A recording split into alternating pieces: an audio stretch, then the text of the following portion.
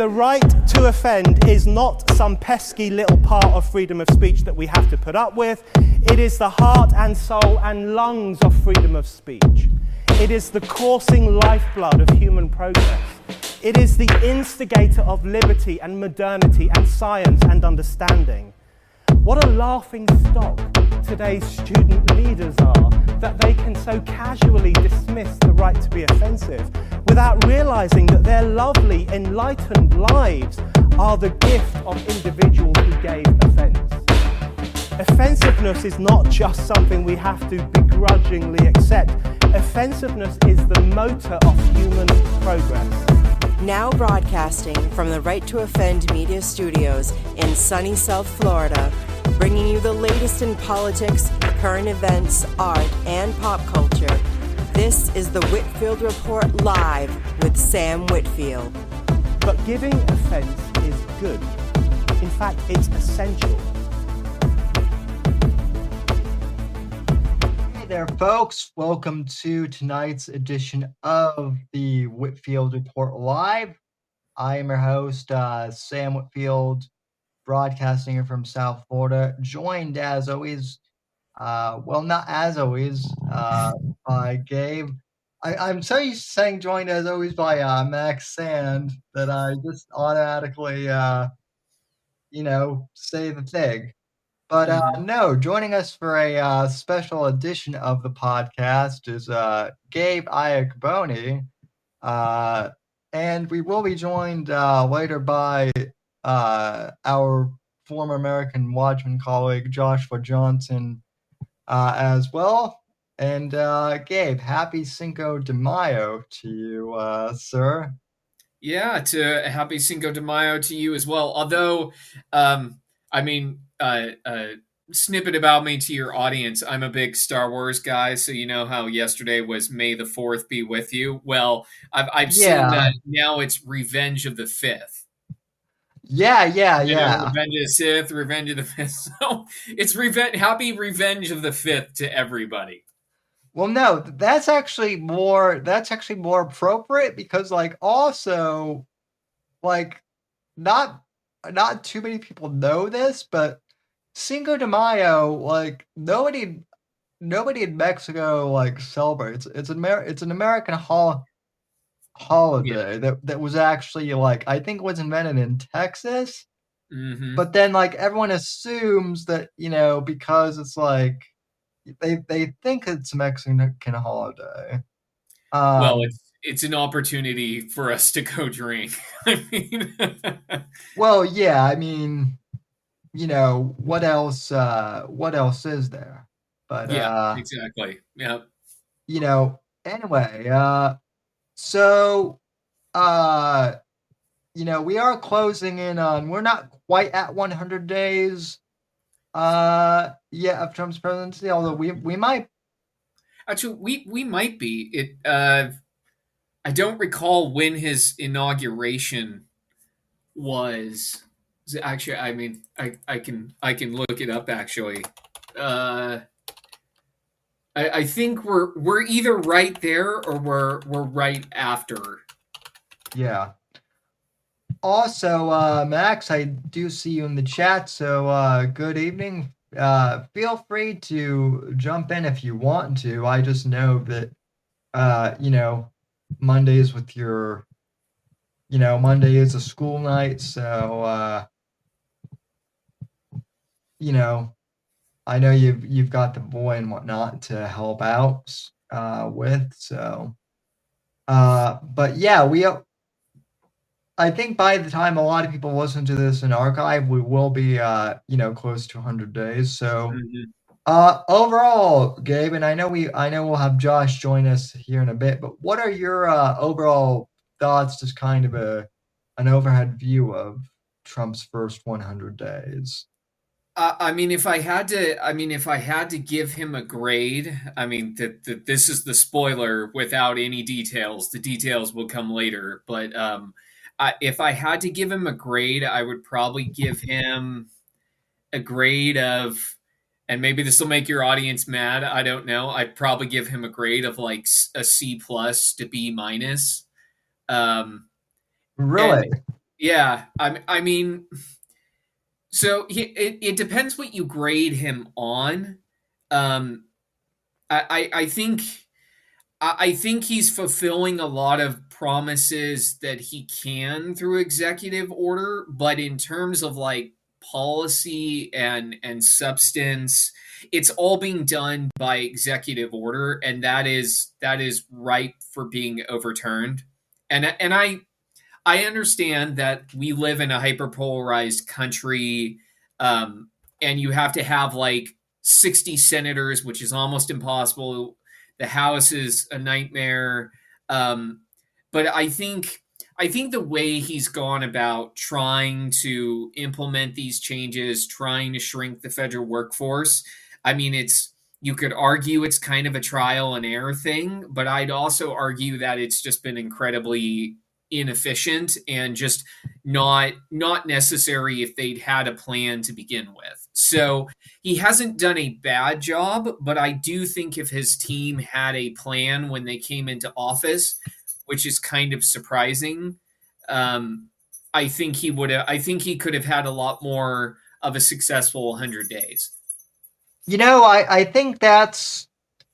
I honestly am a little surprised by that, but I kind of like that take just because it's a bit it's a bit different. I definitely agree with you that the executive order thing is definitely where I guess he has.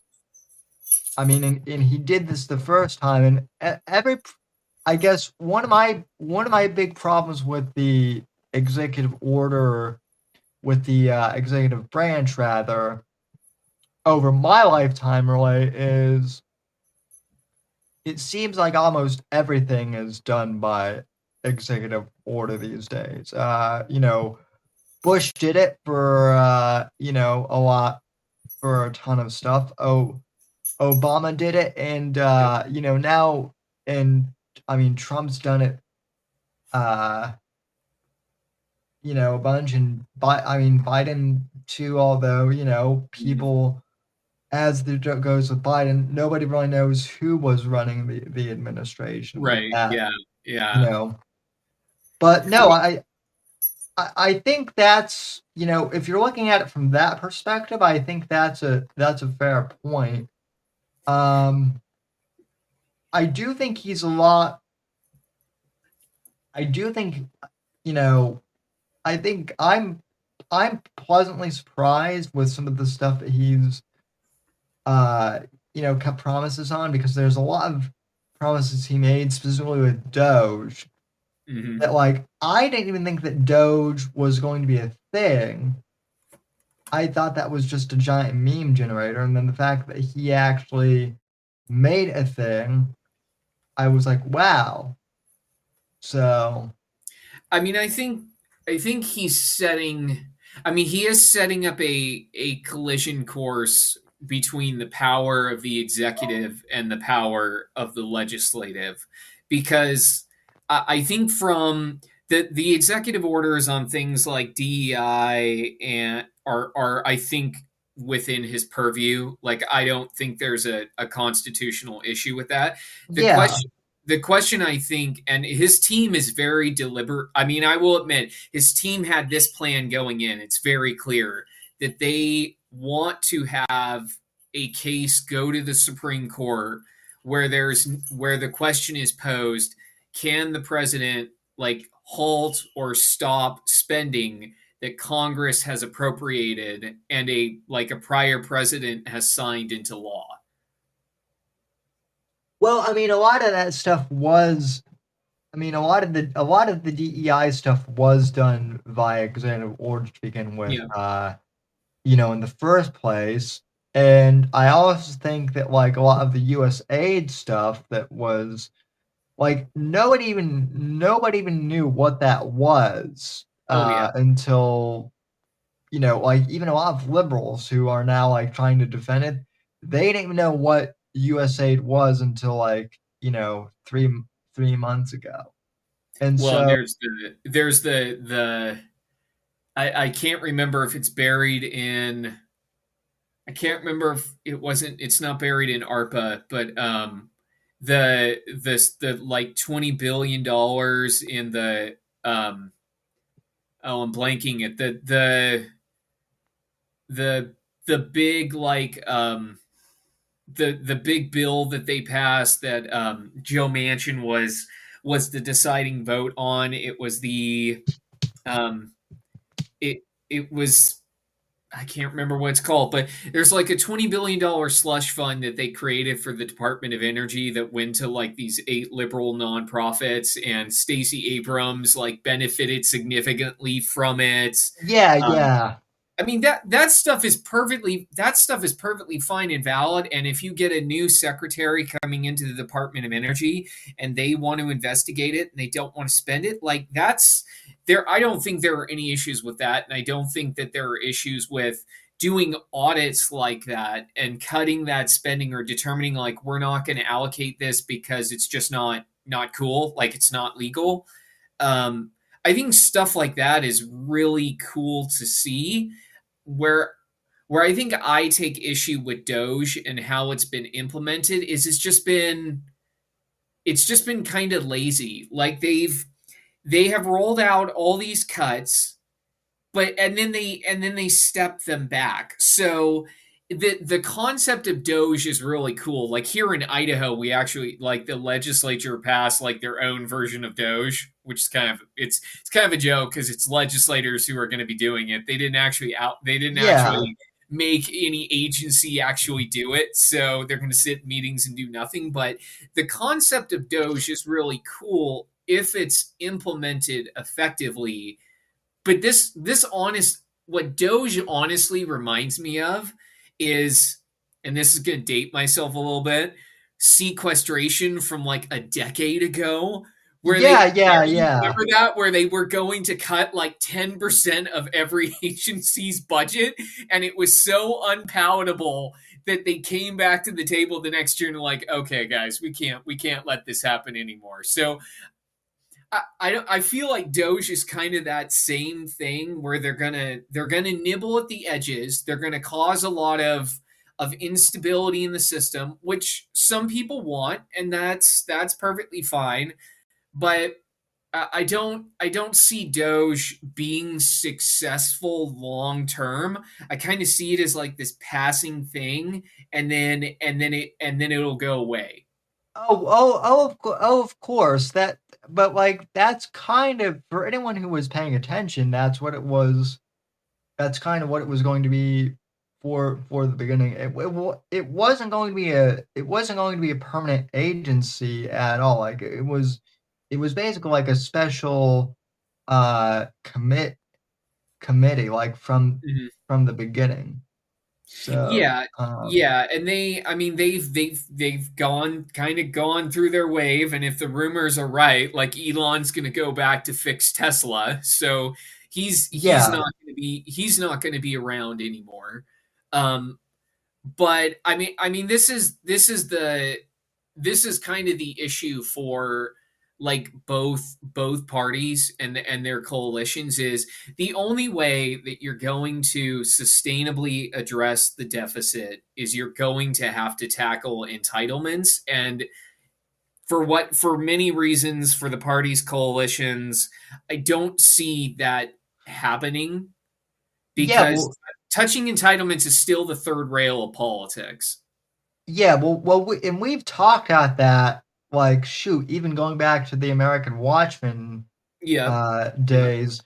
I mean, it was true a decade ago, and we talked about, and it's true now. Nobody wants to cut the entitlements even a little bit. Mhm. On either side. Yeah, the Republicans may posture about it when like during election season, but it never happens. Now, I will say it again. This is going back to the DEI to the DEI stuff. I am glad that like for instance, uh, there are reforms that are saying, yeah, transgender surgeries are not going to, Mhm. be covered under Medicaid or Medicare because they're not actually medically necessitative, I guess. So Yeah. there are things like that are good, but like, yeah, you're not gonna. We have so many baby boomers who are retiring now that Mm-hmm. you're not gonna cut social security.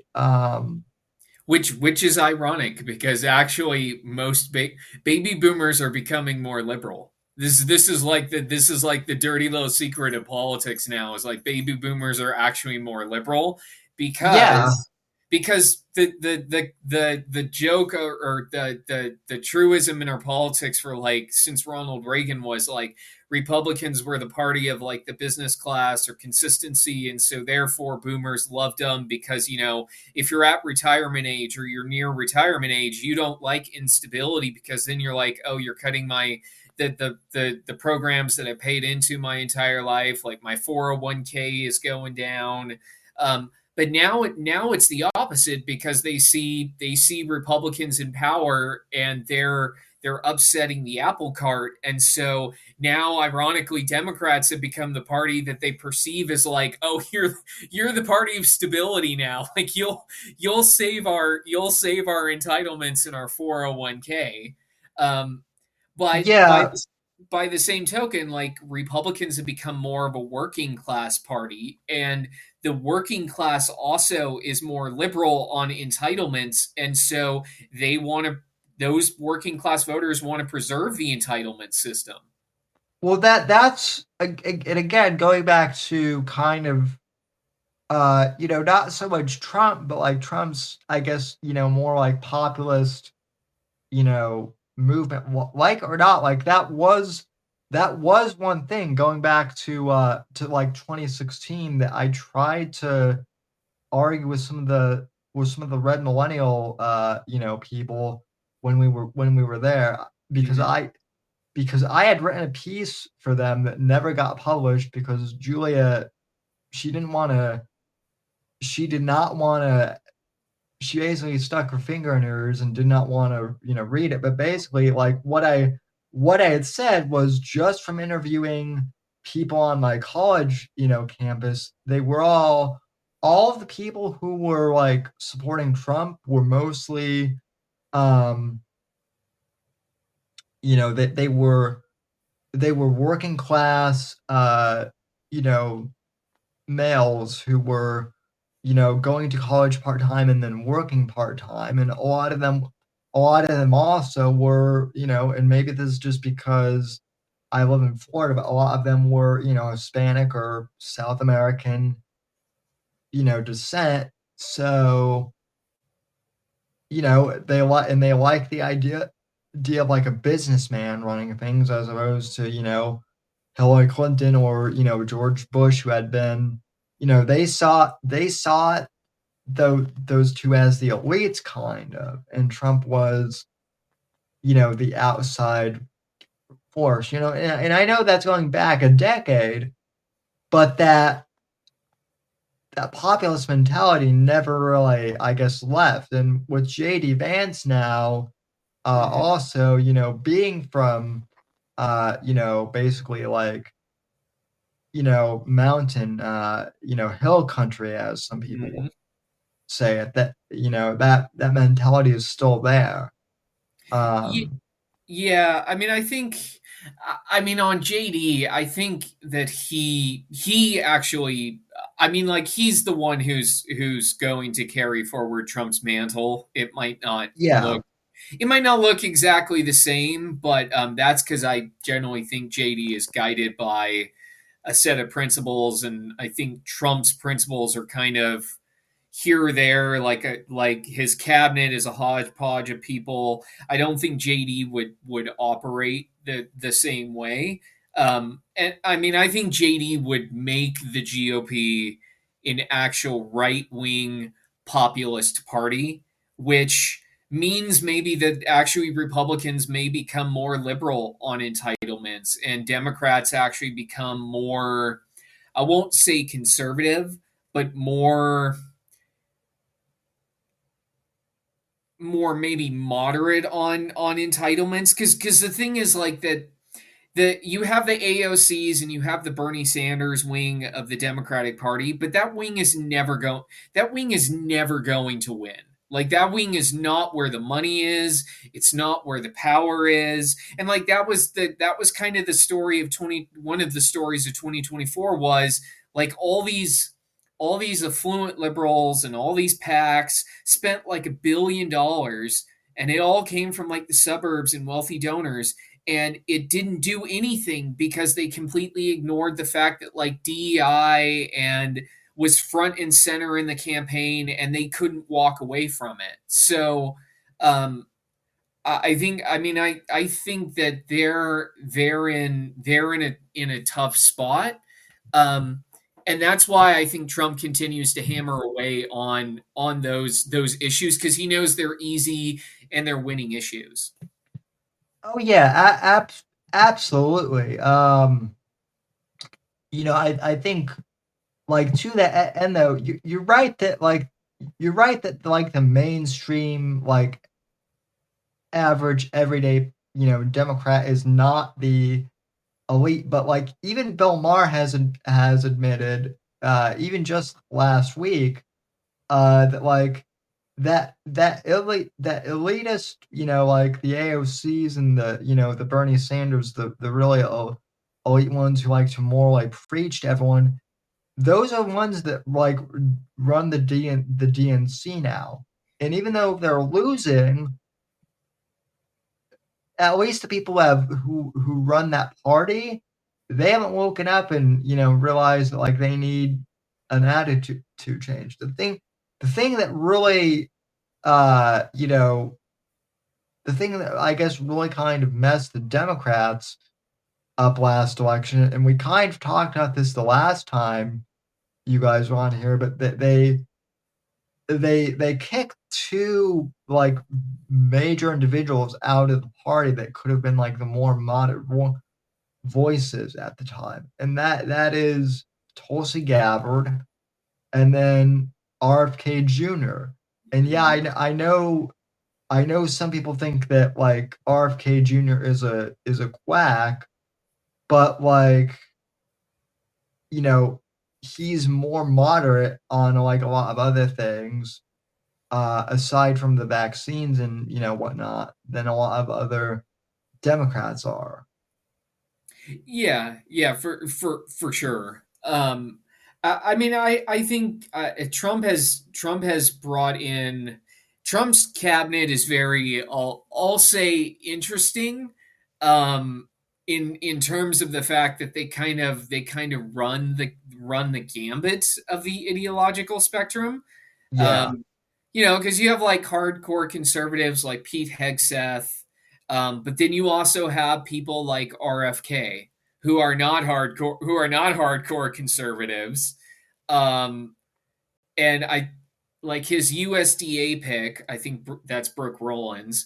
Like she's more moderate, so that's why she's like going along with RFK's like goal to ban artificial food dyes. So there are snippets of like populism, right-wing populism, in some of the efforts that the Trump administration has done within the first 100 days. It just hasn't been, 100 days is not very long, let's be honest. No. It just 100 days is honestly not enough time to actually even really do anything, but you're starting to see some of the snippets of right-wing populism come out of what some of the agencies are doing, like banning food dyes. Like that's a anti big business food corporation, because there's like 4 food corporations in this country that own a bunch of other subsidiaries, like they control 90% of the food market. It's not a benefit to them to take away artificial food dyes, because they have to change their entire logistics chain and come up with new ways to color food. You also see it like with Trump's plan, or the administration's plan to renegotiate drug prices through Medicaid.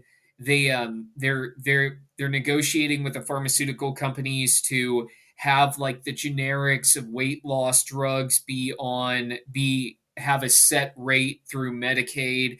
That's not a benefit to pharmaceutical companies. So I think you're somewhat seeing that right wing populism come out where it is going after specific companies that I would argue deliberately like price gouge, who have Yeah. monopolies, and it actually does create distortions in the free market. So from some perspectives, you could be like, this is actually a conservative using the power of the government to actually regulate the market and make it more free. And those are all things that I actually personally support. Like, I think it's perfectly fine to ban food dyes, and food companies should deal with it. Like, they have the ability to do it. They've had the ability to do it for 20 years. Like, they don't want to Yeah. do it. The same with pharmaceutical companies. Like, they've had the ability, they've had the GLP-1 drugs for like 20 years. They've never made generics on it because they don't make as much money on generics. So, like,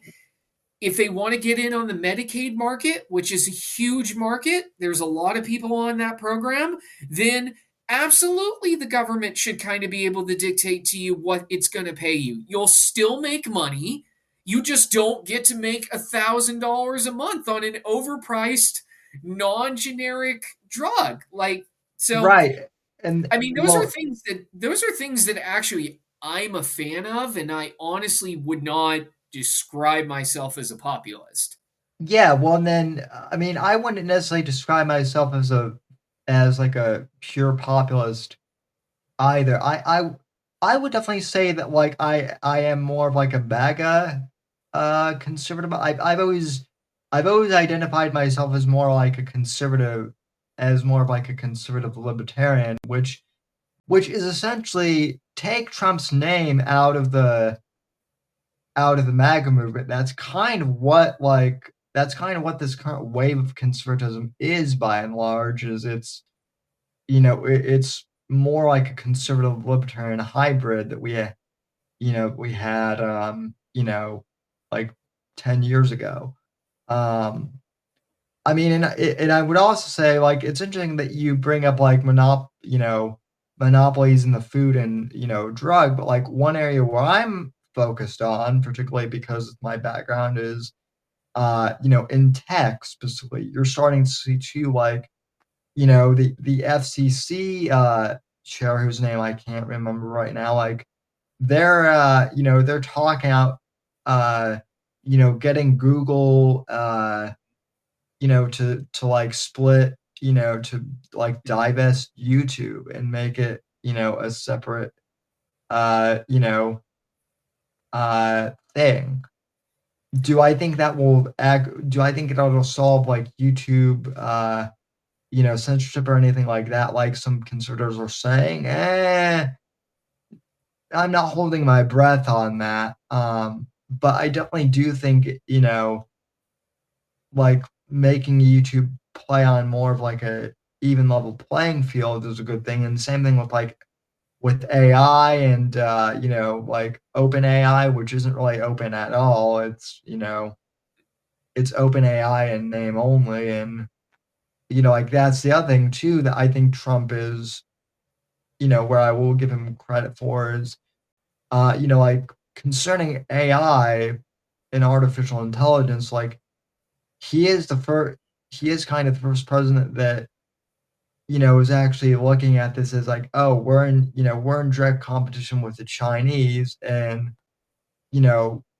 we need to learn how to harness this for ourselves. Otherwise, the Chinese are going to dominate, us, and it's not going to be good if they control AI. Yeah. I mean, I think the focus on tech is a good thing. I don't know if he'll follow through or not. I don't think I don't think the government would try to break up Google, but what I could see them doing, and this is like a critique of Google, is that it's how search engines operate. Like when you type in another search engine, it's not how it populates on your screen is not going to populate the same way as if you type in Google in the Google search bar. Like it just Right. have ways to manipulate it so that you use their service, and so by default they are essentially cornering the market. And so it's above my pay grade to really figure out exactly how you would avoid that. But stuff like that is easy antitrust stuff or anti-monopoly stuff that you can focus on. And if you make Google be honest about it, you actually enforce it, then they'll follow it. um Yeah, well, I think that's the real thing is making these companies actually be accountable, because yeah. then they will kind of, I don't necessarily want the government to regulate these tech companies, because I don't think that's good either, because then with Facebook and other social media, you know, you s- you're already starting to see some of this, where some of these social networks are wanting ID verification, which Mhm. as kind of like a privacy, person, yeah, I understand that the idea of doing that to protect your kids, it might have good intentions, but it could, as with all things, the the road to hell is paved with good Yeah, intentions, with good intentions. Yeah, yeah, and and yeah. pretty soon we could have something like the UK, where people are getting arrested for posting a quote unquote edgy meme, or something Yeah, like that. I mean, I think, yeah, but the thing with, I mean, I've seen what you're referencing. Like the thing with those countries is though that they don't have the First Amendment, and they don't have the legal precedent that we have in this country for freedom of speech. Right.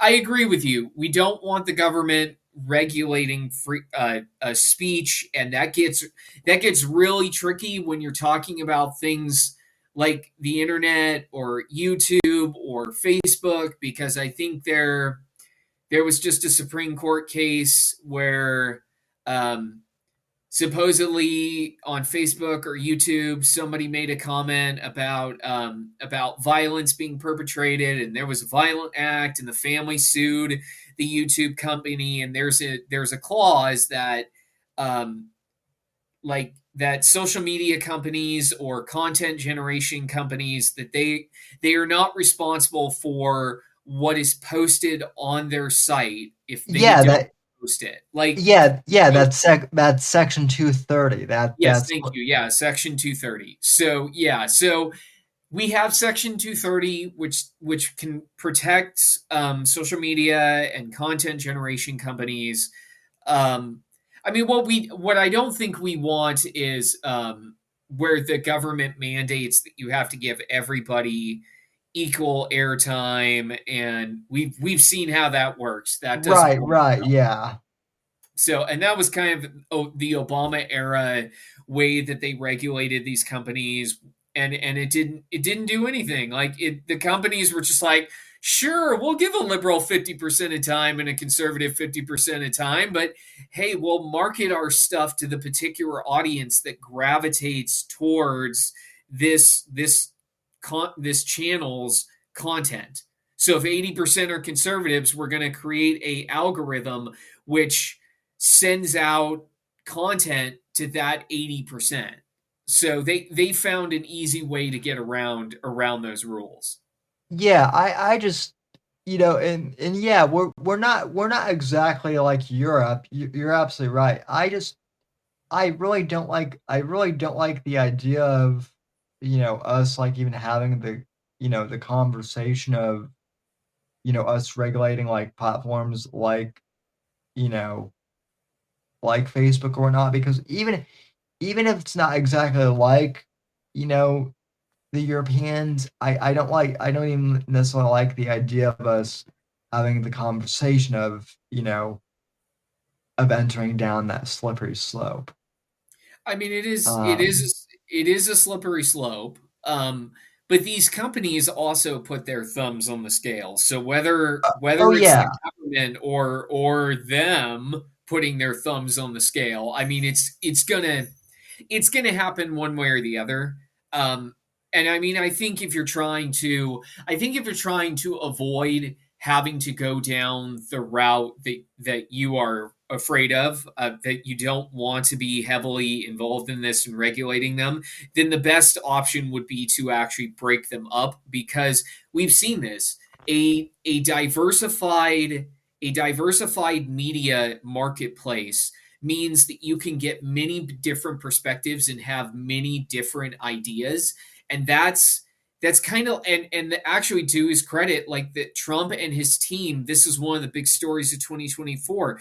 They understood that diversified media ecosystem, and they went after specific pockets in that ecosystem, like the Joe Rogan podcast, JD Vance doing like all these YouTube interviews with right wing podcasters. Like they understood that the media ecosystem now is so fractured, that you can go after specific pockets, and you can use the way the marketplace is structured now to your benefit.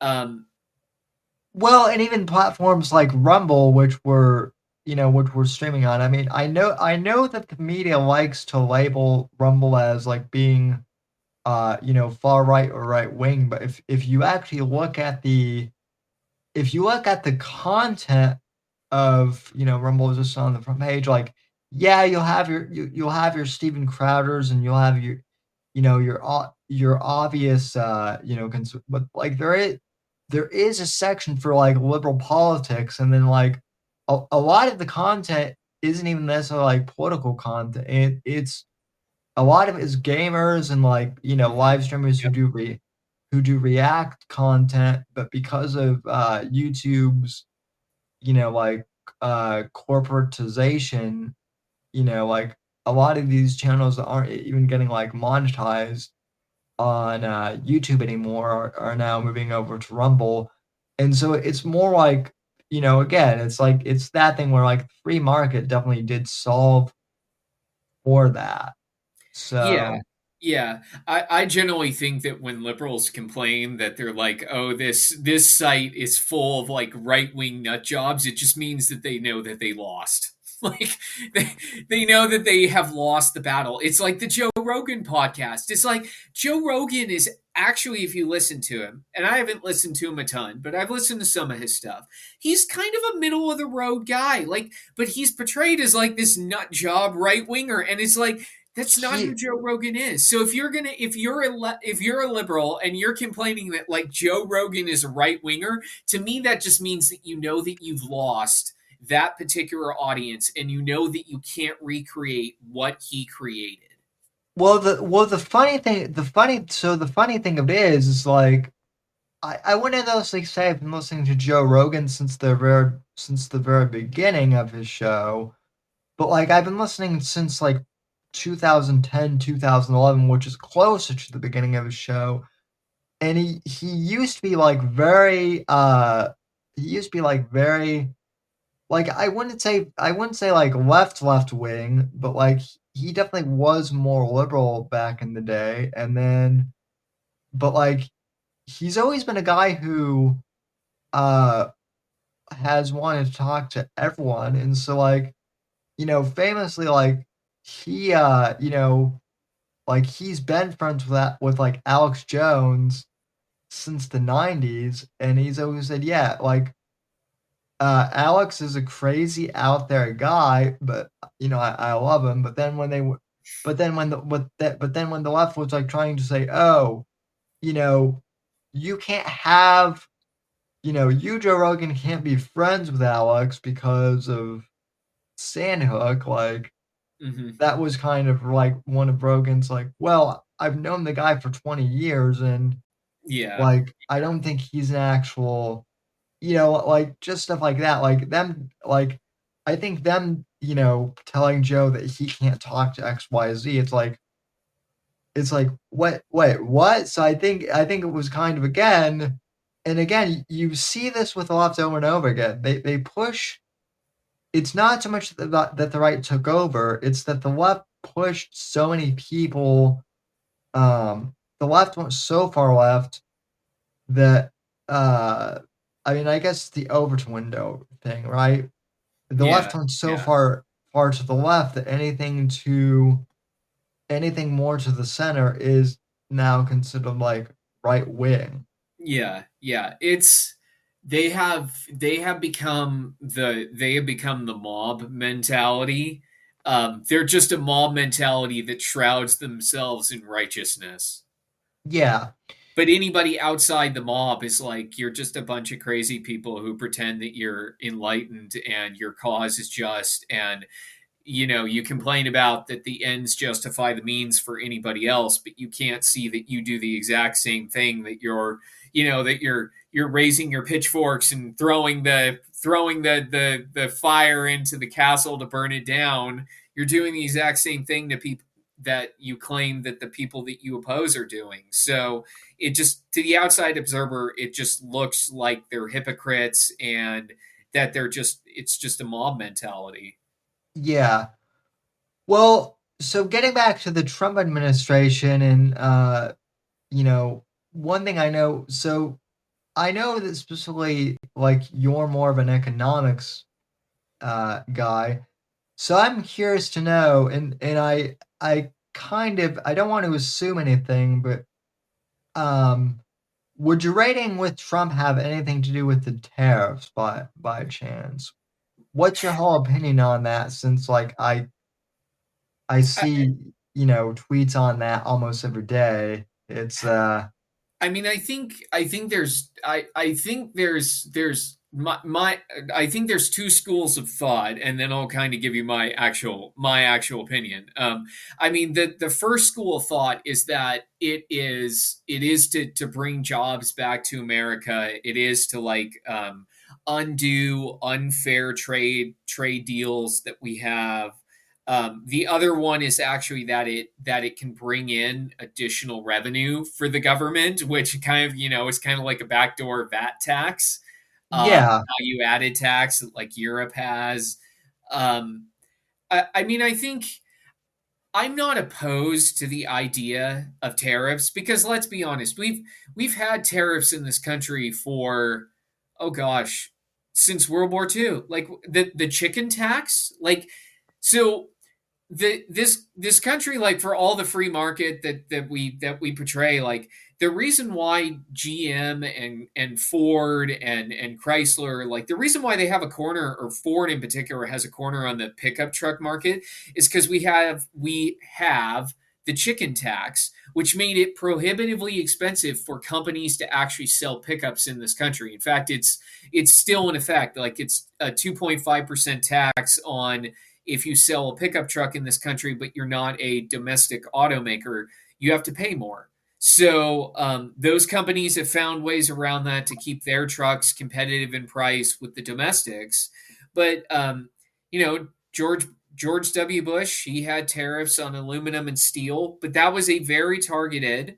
Obama carried that through. Biden carried it through. Trump carried it through. So I think tariffs that are targeted can be effective. I'm not a huge fan of this kind of like blanket, we're going to tariff everything, and then we realize the economic impact of it, so we're going to walk it back, but then we're going to do more tariffs, and then we're going to walk them back. So I think the administration is looking for wins with the tariffs, and then they'll start to walk it back. I just think it was very rocky to start. I think I think now that things have calmed down a little bit, yes, I mean tariffs are going to make things more expensive. There's no denying that, but I don't think the administration is going to handle tariffs the way they did at the beginning. But again, that goes back to my whole thing about, like, they should have had it. My opinion is they should have had a plan for this at the very beginning. And they should have been like, we're going to do a 25% tariff on auto imports, and we are going to, and that includes Canada and Mexico, and it includes, well, just everybody, and then have everybody come to the table, put it off for 3 months so negotiations can occur. And then after those 3 months, once the deals are made, then you drop the tariffs on the countries that you have agreements with, and then you keep the tariffs on countries that you're either still negotiating with or that didn't come to the table. And they kind of have done that. Like, they've done the 90-day pause on those tariffs for most countries. I just think the rollout was rocky. So I'm not opposed to tariffs if they're implemented and utilized effectively. I just don't think that they have been implemented and utilized effectively until recently. Fair enough. I mean, my whole thing, and again, like I'm not as much of as much of a of an econ guy as you are, but I look at the tariffs and people saying, God, things are so expensive. And honestly, like, I have to wonder how much of that is actually due to the tariffs themselves, or if we're still dealing with like leftover Bidenomics, because the thing that I find kind of hilarious is all these, I mean, it's almost become a meme now at this point, but it's like, during Biden's administration, everyone was complaining about the price of eggs, and yet like the left was like, duh, shut up about your egg prices. We need, to send more money over to Ukraine. And then all of a sudden, Trump gets into office, and then the left is like, hey, about them eggs, they're really expensive, and now with tariffs, oh my God, they're becoming much more expensive. And I'm like, well, how much of that it was actually because of tariffs? And oh, by the way, now you guys are noticing the price of food is getting expensive. Come on, right? It's kind of, so here's the funny thing. It is amusing to me to see like wealthy liberals, on social media, turning around and be like, look at what you voted for, MAGA. Like, things are super expensive. I don't recall them 2 or 3 years ago also criticizing themselves for voting for Joe Biden and inflation being 9%. And it's kind of ironic that the people that can afford like the inflation that tariffs could bring are the ones then criticizing the people who just went through the prior inflation and being like, well, you could have voted for the party of that raised your prices 9% prior. Like, haha. No, and that's why I've literally like replied to some of them, because they're like, oh, well, Sam, you voted for this, and I'm like, actually, I mean, didn't you guys vote for the guy who jacked up prices 9% and like had inflation 9%? I mean, it's like, yeah, we can quibble over whether an apple is an apple or not, whether it's the color green or the color red. But the other thing too is, and this is a sign that they don't really understand tariffs, is it will take tariffs like 90 days to filter through the economy before you actually see a price increase from a tariff. So just take cars as an example. Like, for certain brands of cars, they have like a day supply of 100 days. So that means that a dealer, the cars on their lot, they estimate it will take 100 days to sell every car on their lot. They bought those cars at a specific price point before tariffs. So unless they're just shady dealers, which do exist, but unless they're going to be shady, the price on those cars is not going to be impacted by tariffs. The tariffs are only going to impact the future price of cars. And it's the same thing throughout the entire supply chain, where unless somebody bought a doll, from X country, a week after tariffs were announced, you are not going to see that price increase on that doll until it's actually on a store shelf. And considering they have to come across in like giant ships, it's going to take 60 or 90 days for that thing to get on a store shelf. So any price increases that we're seeing now are not due to tariffs. That could change, but not currently. Well, the other thing, and again, this is specifically going back to kind of my field of expertise with technology. A lot of like, tech manufacturers, like with computers and tablets, there was the whole chip shortage, during COVID, and in some countries, you're still seeing the effects of that because, like or not, some of those countries, even parts of China, where the chips are manufactured, they're still dealing with the effects of COVID, to this day, because they don't have they don't necessarily have the infrastructure, or not even the infrastructure, but just, system to deal with, they're still recovering from COVID in ways that like the Western world isn't. They're still catching up to us. So there's that too, that we're still dealing with, like, some COVID after effects. Yeah, I mean, for some industries.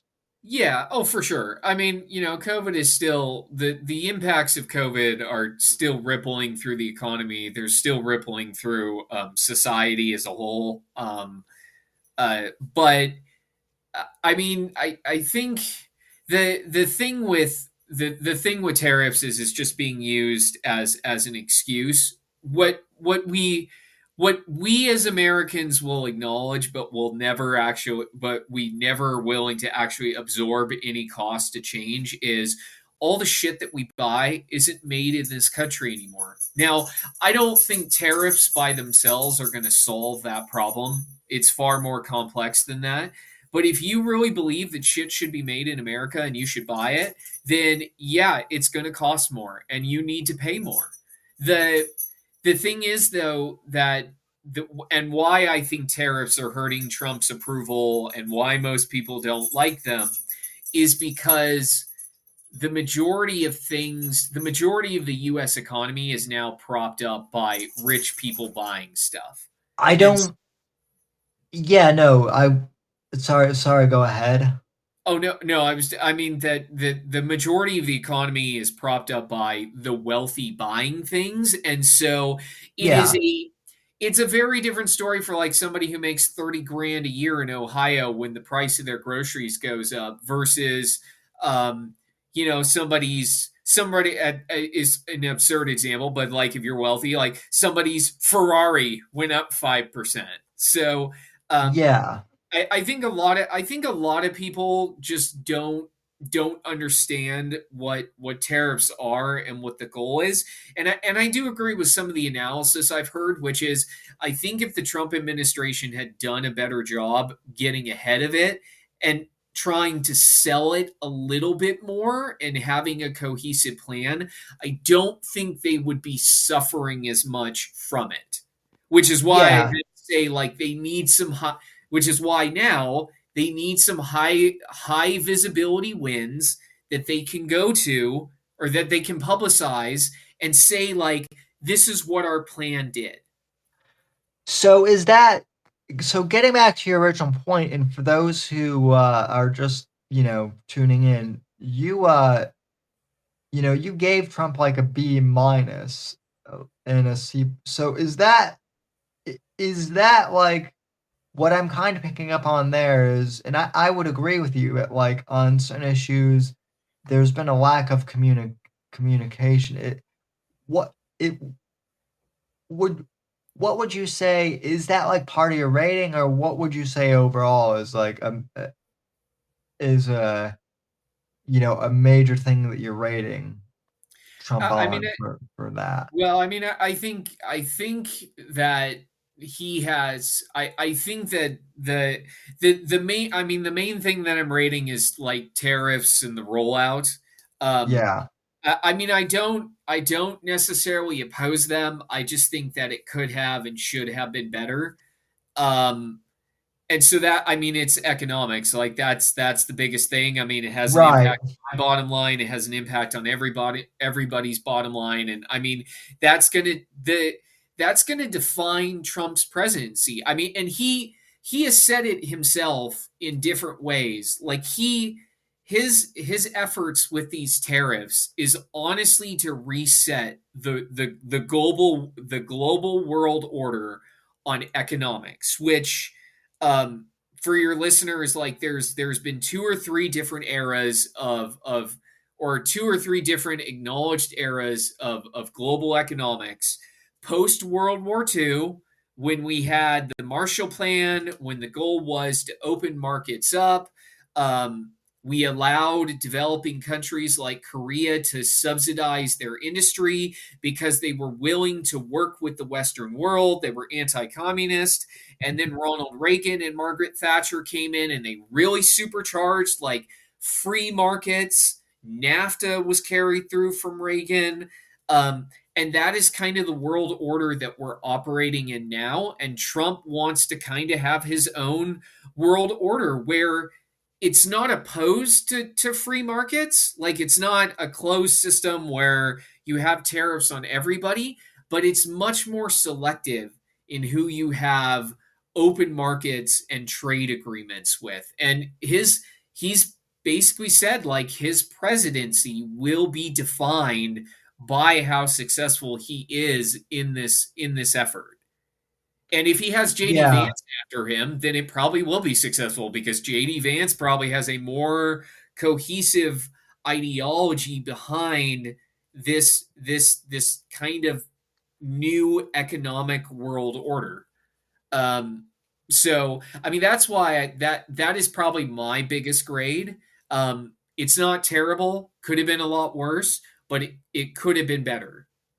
Yeah, so overall, I would say that my grade is like a B plus, which I Okay. know, is probably more favorable than yours, but it's also going to upset I guess the The grifters who A just plus plus plus crowd. yeah.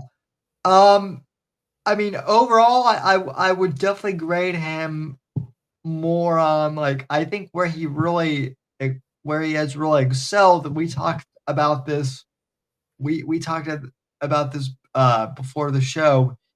I feel like he's a lot more business-like in many ways on communications. He's not, he still makes the snide, comments somewhat because that's just Trump. But he's a lot less. He appears at least like a lot less petty on some things and more business-like. He has followed through on like a lot more in his first 90 days than I think than even like a lot of people, myself included, thought he would. Um, Including, by the way, like uh the Russia in Ukraine stuff and Yeah. trying to like settle a deal. Now I think where a lot of people get lost is and this is kind of where my expertise kind of as more like a foreign policy guy comes in. Like I think Trump for his part has done a lot of good kind on the foreign policy front. However, there's only so much he can do um without like others having to come to the table as well. Um Most notably, like I think him putting his foot down with Zelensky and saying, no, you guys are going to give us something, in exchange. We're not just going to keep, giving you billions for nothing. I think that was a smart move. I think also his, move with, just, this past week telling Mexico, um, no, you guys are going to deal with the drug cartels, or we're going to do it for you, basically, I think is basically a smart move, too. So I think, like, where I would grade him higher is definitely on the foreign policy perspective. I think, though, like you said, I think some of his economic stuff is still, To be determined. yeah, and that's the thing. It's not necessarily that he could do better or worse. It's just at this stage in the game, there's a lot more that's to be determined. And the other thing too, where I would grade him more harshly is, my big thing is, yeah, I know he likes to EO a lot of stuff, but he needs to put more stuff before Congress too, especially while we still have the majority, because, as you know, midterms, you know, Mhm. midterms could go either way. I will say that with the left being as, shall we say, doubling down on some of these, like, far left niche topics, I'm not as concerned with midterms as I am. However, TDS could still be enough to win them the day on, midterms. So, Yeah, again, you never know.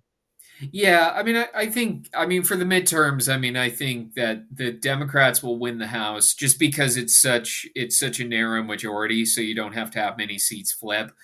Um, and I think the map is favorable to Republicans, so they'll at least keep the Senate. It'll be closer, but I think they'll keep the Senate. Um, I will say I am actually pleasantly surprised with Trump on foreign policy. Probably the only things I disagree with Trump on are on foreign policy, and I understand it's kind of his political coalition, so it's not easy for him to do it if he actually even believed it.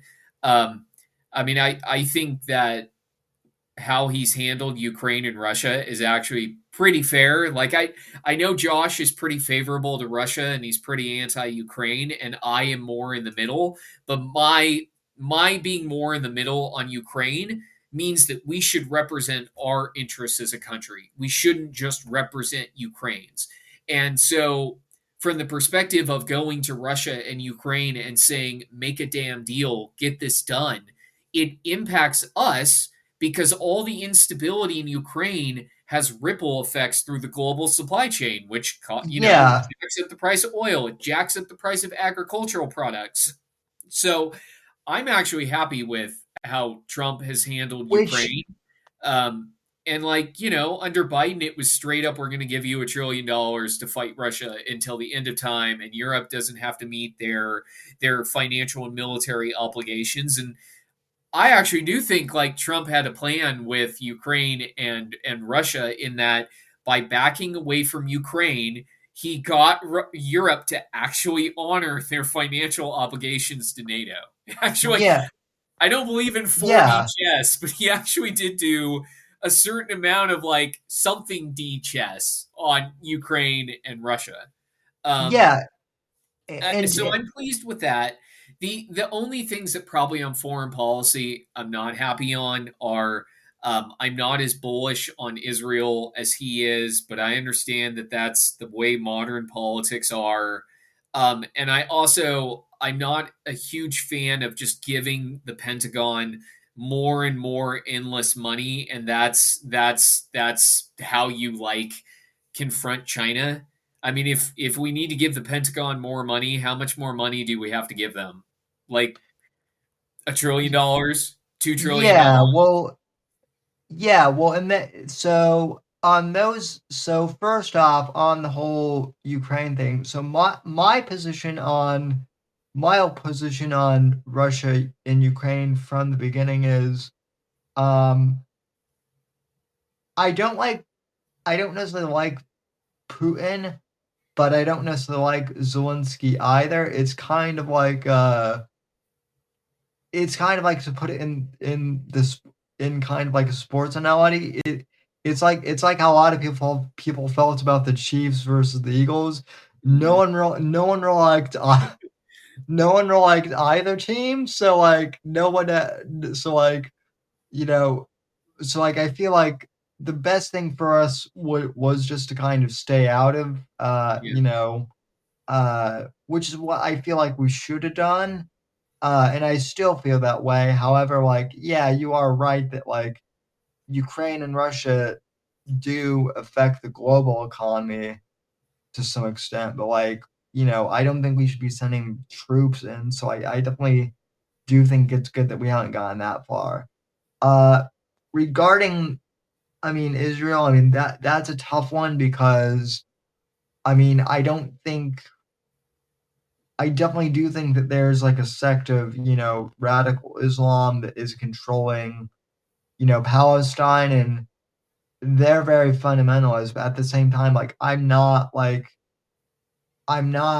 a big fan of Bibi Mhm. either. And I actually know like a lot of even Jews, like uh, friend of show, you know, Dr. Craig Mansell, like he is Jewish, but like he is also critical of the way Israel has handled things, as well. So It's Bibi and is it Bibi and Zelensky.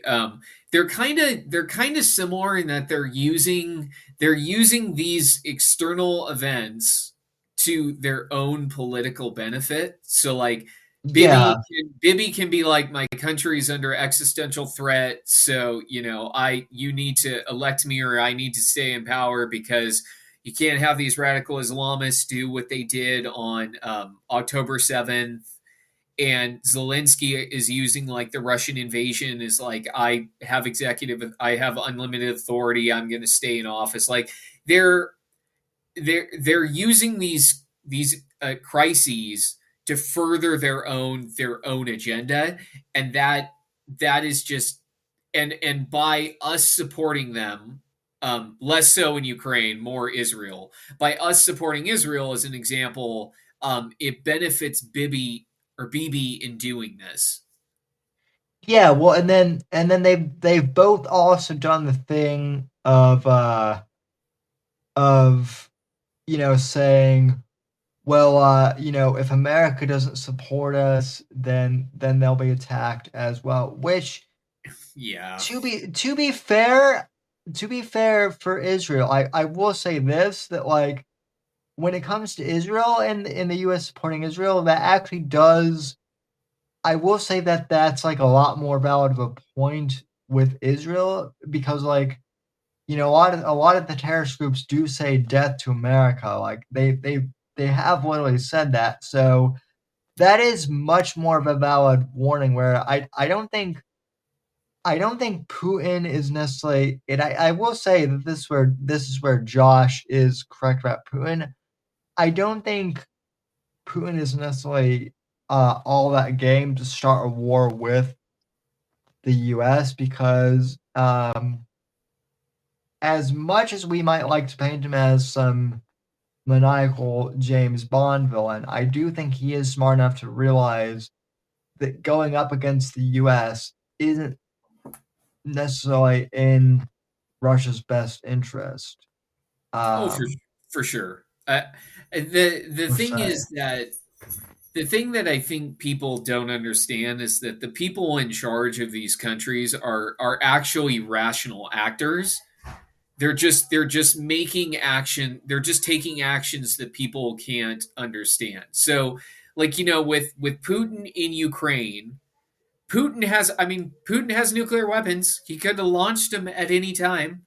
Ukraine has launched actual missiles into Russia, but Putin has kept it a conventional war because he knows what the consequences of launching a new car. There's gonna be retaliation. So, and by the same token, um, Iran, I mean, Middle East politics, Israel, Iran, um, believe it or not, like the Iranian leadership is actually fairly rational in that whether they do have a nuclear bomb or not, um, they're not willy nilly putting it in a briefcase and bringing it into Israel. Like there would be a plan there for their behavior. Like, and you even see it with their behavior around like funding the terrorist groups around Israel, but again, those are just conventional munitions. So, I mean, I think that they're rational actors behaving in behaving rationally in the environment that they're operating in. Yeah, well, that all goes back to again, the whole thing of Iran is just days away from getting nukes, and well, they've been saying that since Right. before either of us were live, even like Right. when e- I mean, even like even like when our parents were kids, they were yeah, saying that. yeah. So I mean, like if Iran you can bookmark this. So like in 10 years, if a nuke goes off somewhere, God forbid, I can be wrong and be told I'm wrong, and I'm actually on social media being wrong. But if Iran gets a nuke, they will use it like North Korea has used their nukes. They will test them, they will announce to the world that they will have them, and then they will maybe threaten to use them, but then they'll make a deal with the West, and the West will subsidize them in the same way that the West subsidizes North Korea, and it'll just be used as like, almost like a blackmail thing. But they're not going to jeopardize that by then smuggling a nuke into Israel or the West, or at least leadership won't. they're not actually going to carry out the Call of Duty, you Yeah, know, the jihad. Yeah, the yeah. So I mean, like, and again, like that, it's interesting that they bring up like North Korea too, because like I remember during the Bush administration, like that was that their was like thing. that was their thing, was like, oh my God, North Korea is gonna launch a nuke at like you know Texas, or so Yeah, like, yeah. Despite the fact that their missiles can barely hit Japan.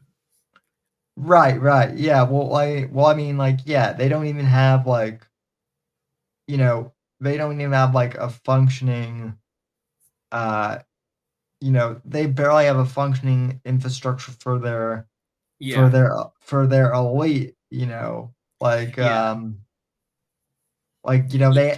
they have brownouts, and blackouts of power across the Oh entire yeah. country. And So the majority of their country lives in poverty and is starving. I mean, like people join the North Korean military to actually get food, so they're not starving. Like you don't join the military to avoid starving unless it's a really bad place to live. So, but I think that, I mean, if we're talking like Asia, sticking with the theme of North Korea, the big thing in Asia is China. yeah, And I mean, I think it's a bipartisan issue here in the U.S. that China is a threat to our country. But I don't think China would ever actually start a war, either with us or actually even with well, Taiwan. China is also, it's interesting that you bring up China, because the thing that no one is talking with China, or I shouldn't say nobody, but that I think needs to be brought more attention. People want to talk about all the quote unquote trad life people here want to talk about, oh, the US is declining birth rates, and how much of a concern that is. China's declining birth rate is even more of a problem Yeah. than here even, and that's partially because of their one child policy has really bit them and also because they're so favorable towards males in China that there aren't enough, there are problems with them having enough females to continue to populate too. So that's a Yeah. problem.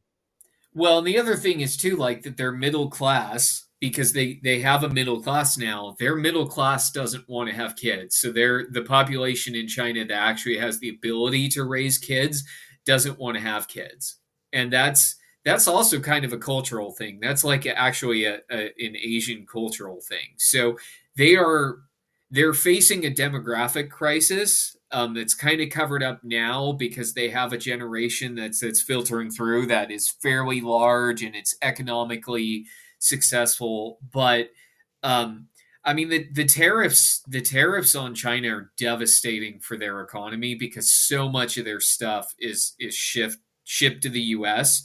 Now I'm not saying that we just talked like the tariffs are going to have impacts here at home, but Yeah. they're also going to have impacts for China. And like, it's not sustainable for China to be like, we're going to have a trade war and 145% tariffs on all the crap that we ship over to you. So it's going to hurt. It's going to hurt them as well. But And, under and you, under Trump the first term and Biden and now back to Trump, like there's no love lost for China.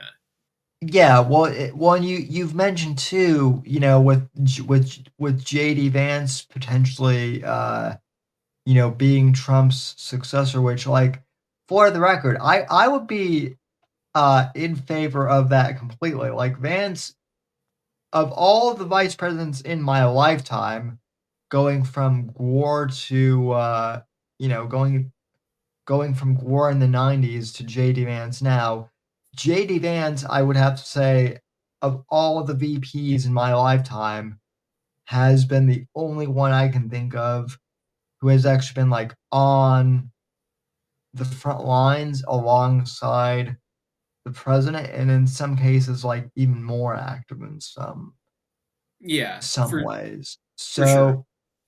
So I think for Vance that's good. The other thing is with Vance being a tech guy, and this is something that he's spoken at in depth for years. The one thing that he has said is, look, like China's ripping off our our intellectual property with a bunch of tech that they're ripping off our patents and then selling them cheaper. You're going to be seeing that. You're going to be seeing a lot less of that if JD comes into office. So Yeah, yeah. I mean, I would love it if JD, became president, and even if JD was not as harsh on China, I think JD would have a more coherent ideology and policy set than Trump does. So, I mean, I think, but I do think that JD would continue the I won't call it anti-China, but I would say he'd continue the more skeptical of China, support our allies over there, because, like I said, I think being skeptical of China is a bipartisan issue here in the U.S. Um, I think it kind of got yeah, overshadowed by the TikTok thing, but I mean that's a national security issue, and so I don't think it really plays that much in kind of the overall. There is a skepticism of China here, and well, I think overall, America's skeptical of China in the same way we're skeptical of Russia, right? Because I mean, you have, and this is the other thing too, is the one thing I do find hilarious is you have a lot of MAGA, grifters who are like, oh my God, China is bad and China is evil, but Putin is based, and it's like, no, no, no. It's like it's like it's like no. Putin and Xi Jinping, like Mhm. like they both said openly, like they will ally with each other to Yep. stop, to stop the Americans if it comes down to it. So yeah, like those are both leaders that we need to be weary of, but like we also should we extend an olive branch to them at the table? Absolutely, if they ever wanted to, Yeah. Yeah. have a serious talk. I mean, I So think there's more. I mean, I think there's more room to do it with China because China has things that Russia doesn't have, like an actual significant middle class. We have more much more trade relations with China than we do with Russia. Um, I mean, Russia is basically a failing petrochemical state. It's been that for 20 years. That yeah, hasn't changed. China actually is a fairly diverse economy. But by the same token, I don't think that we should create incentives for companies to go over there and open up factories as opposed to having their factories here in this country, especially because this is kind of the thing like with Trump and China, and he's absolutely right about it. Why is China allowed to basically commit um, uh, copyright piracy from yeah, Western developers and Western companies that go over there? The government can just seize their stuff when they want. Why is China allowed to subsidize their domestic auto industry? And they're allowed to come over here and sell their crap or to sell that same product that they pirated from an American company, sell that stuff over here. Why is that okay? That shouldn't be okay. And it's perfectly valid to me for Trump or whoever to go to China and say this shit has got to stop. Like we're not going to let you sell your crap here, and we're not going to let our companies go over there if you're going to violate all these international rules and laws. So I think the skepticism is warranted, to be honest. yeah. And that's exactly what I was mentioning earlier with like JD Vance being like an actual tech guy, and again and also an attorney too, and knowing the ins and outs of all these different Yeah. copyright laws, and basically being able to like say specifically, oh no, China's not going to be able to Yeah. you know to do this. I mean, the other thing too is this is another thing in regards to immigration and H-1B visas. Like that's another thing where I think like people thought Trump was crazy for this, but like Trump proposed that law. Trump proposed that policy where it was like a company needs to pay like I think it was like $5 million to get like a gold. I think it Oh, was like like a gold. the coin. Well, or like a gold card visa, pretty much that would allow for like student, because like that would allow for students or basically like foreign employees to come over, because like that was another thing too that he mentioned too, was like we have all these students who they come here to our universities, and they get American education, and then where do they go? They go back to their own countries, mostly in China, and they bring these skills they've learned in America to their countries, and it's like, well, okay, maybe we need to motivate them more to go in and work for these American companies, or discourage you know these countries from just sending all these potential foreign assets into our country.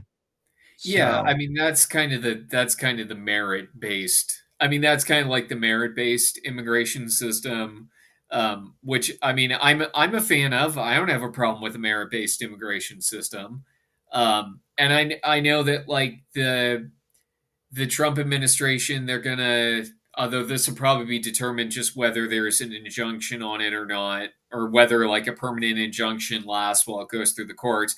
I think it's either this month or next month that the Supreme Court had agreed to hear the case on birthright citizenship. Yeah. So I think that's part of the immigration issue. Generally, I think the Supreme Court's just going to be like, is going to punt on it, and they're going to say like, you can have your injunction. We're agreeing on technical grounds that it just needs to work its way through the court system before it gets to us. We've seen them do that a lot, so I think they'll do it again. But it's going to start that there's going to now start being litigation around like birthright citizenship and revamping our immigration system.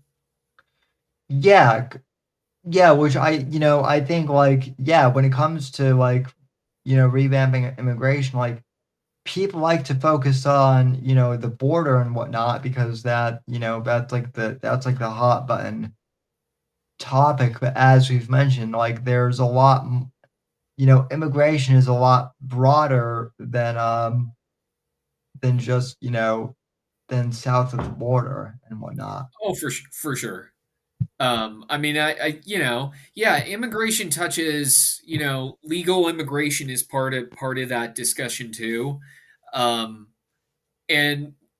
it's kind of funny. I've seen on social media, like liberals be like, oh, well, actually illegal immigrants in this country are a cash cow because they pay into Social Security and Medicare and they pay income taxes. And it's like, yeah, except their money goes out of country and they also get free health care. So they basically bankrupt all the local municipalities that they're using their programs for. Like, it's not free for a town in Texas to provide public education to illegal immigrant kids. Like, it's not free when you walk into an emergency room. So really, are they really a net benefit? Like, and even if they are a net benefit, let's be fair. Let's use the hypothetical.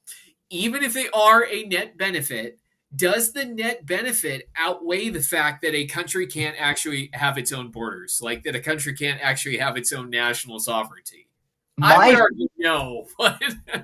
My favorite argument from the left is, it's so reductive, it's almost comedic, but it's well, who will pick our crops if they're illegals, or who will do our, nobody wants to do construction or cover it, and it's like, okay, so you guys think that like Trump is a racist slave, Yeah. it's like, yeah, but it's like you guys are doing the meme again of, Well, it's kind of it's like the memes around like, oh, Trump wants to bring all these factory jobs back. I guess Americans now want to work in factories.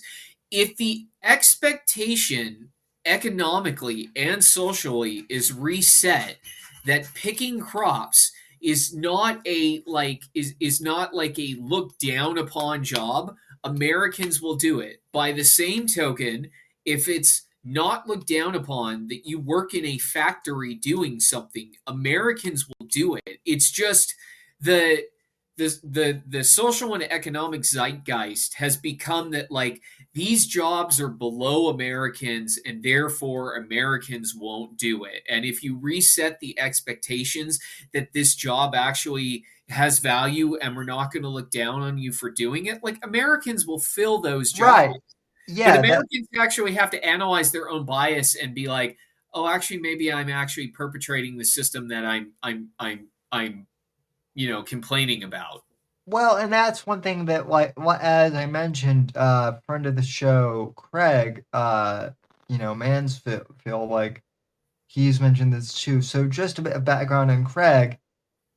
Craig's an engineer, and he's actually a doctor. So he's very well accomplished. But on the podcast that he and his friends do, like he has said that if there was an economic,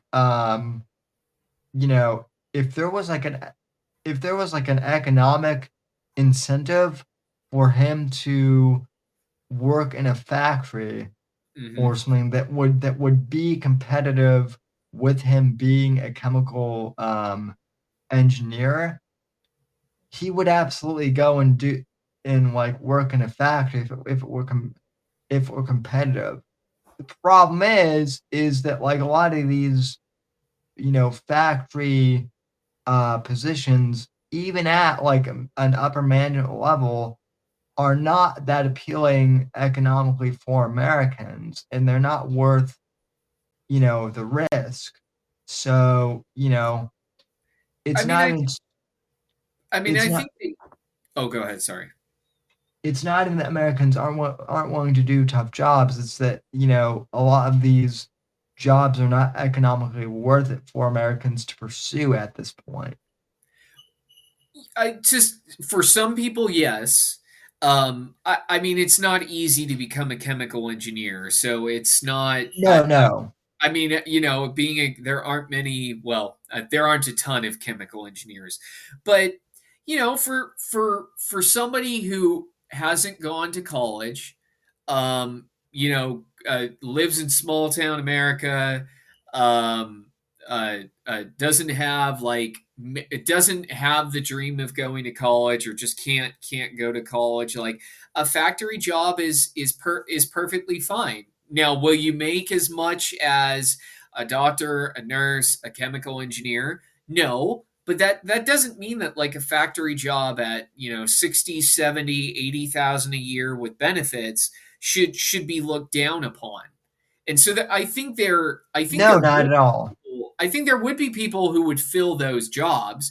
Is it going would it be a major employer? Probably not. I mean, depending on the factory. But I mean, we have factories across this country that do things like the food companies, like their Tyson chicken runs through a factory and stuff like that. So I think it could be a source of employment, and that those jobs that immigrants leave, that they might have filled, can be filled by the average Joe. And will it make you a six-figure income? Maybe, maybe not. But it's a steady income. I mean, 60, 70, 80K ain't shabby for somebody who doesn't have a college degree. No, no, that's nothing to sneeze. That's nothing to sneeze at all. And in fact, like the other thing too is like, you're mentioning not having a college degree, but like I know so many people, even just from my high school, who they never went to college per se, but they went to trade school, Yep. and some of them are making like 150 to 200 grand a Hmm. year, and then they've invested a lot of their money into like either stocks or so some of them, they have six figures, maybe not as far as salary goes, but they have a decent salary, and they have six figures based on what they own and as far as like assets and Yeah. whatnot. Yeah. I mean, So trades are a great source trades are a great job if you can do it and you're so inclined and you want to. I mean, and it doesn't require a college degree. So, I think a lot of this stuff around, what happens if all the illegals leave? Who's going to pick the crops? Like, who's going to fill all our factories? It's a very elitist mentality, because they are the people who could never see themselves doing it. Yeah, I generally don't see this among my conservative friends who are like, "Oh, you can't. It's terrible to pick crops. Like, how you're so useless, and like it's beneath us." Like, I generally see that from the very liberals who preach about equality and fairness, and like, so again, it's just that hypocrisy. yeah, the other thing too is like with automation and with artificial intelligence. I mean, you're starting to see robots that can do a lot of this stuff too. So it's almost like that argument. I wouldn't say it's null and void at this point, but it could be within our lifetime. And I mean that's the other thing is I'm not one of these people who thinks that like AI is going to be like some miraculous thing that is going to like, be the hope for all mankind.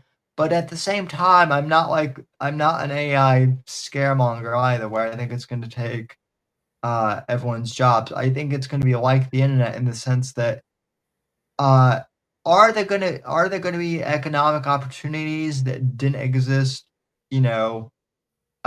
before because of AI? Absolutely. But do I think there will also be, places for manual labor and for humans to be in the workforce as well? Absolutely. Um, like I mentioned to you in chat, like before the show, like in my field with like social media, like a lot of these social media companies are getting rid of like their full-time departments, and now there are lots of freelancers. Is that necessarily a bad thing? No, it just means that I and others have had to adapt to that, as opposed to the way things were 20 years ago. Yeah, yeah, So yeah. I mean, technology changes, the economy changes, but I don't necessarily see anything wrong with the concept of bringing manufacturing back to the U.S. and having this conversation over immigration. I mean, it was a big theme of Trump's campaign, and so I think he actually has fulfilled that those promises that he's made, and he's actually still trying to fulfill them. yeah, absolutely. So kind of shifting gears, but so what would Trump need to do in the future to, I guess, gain a higher rating? So you've given Trump, uh, you know, a B minus, C plus. What does Trump need to do to, to get an A, or even like a B minus or a B plus I mean, I in would your probably eyes? say, we'll be fair. I'll give him a B minus as we're discussing it. So I'll give him a B minus, so higher than a C plus. I think for him to move up in my mind is that there has to be some sort of end game with tariffs, and it has to start being seen or at least discussed. Um, and so I mean for me it's kind of the economics, like it starts at economics and ends at economics, because I mean on the other stuff he's fulfilling his promises. um I don't think he'd walk back on Ukraine or Russia, so I fully expect him to continue to fulfill what he's been doing there. So really, for me, it's kind of just the economy and tariffs, and seeing if there is an end game for the administration's plan. Yeah, fair enough. I think that's I think for me too that that's going to be a major thing.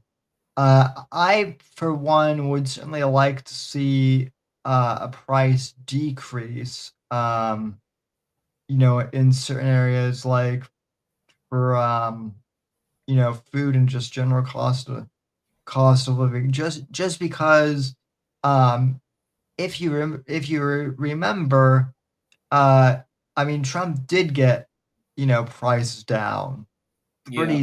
pretty significantly during his first term, and had COVID not happened, uh, we would have continued to see that, economic boom.